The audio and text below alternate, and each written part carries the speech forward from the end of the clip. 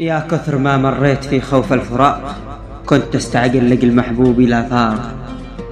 كانت تمر الأيام وأنا قتيل الاشتياق، أخاف من فراق محبوبي الذي يعشقه الخوف، كابوس المحبين والعشاق.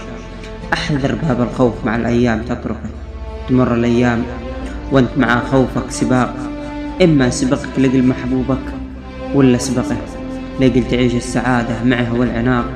محبوبك الغالي خليه قريب وعانقه، لأن الفراق أصعب من حرب العراق. الخوف والجوع طوال الليالي تذوقه، الوقت ما يرحمك والزمن في الخناق، والأمر ما هو بيدك لقل الشيء تطبقه. تعيش الألم والجرح والندم والاحتراق، ونار القلب ما حد يفهمه ولا حد يشفقه. مالك غير رب الكون عالم السبع الطباق، أسجد لله وباب الرجاء دايم أطرقه، أسجد لله وباب الرجاء دايم أطرقه. وسلامتكم الشاعر سليمان سالم صغير.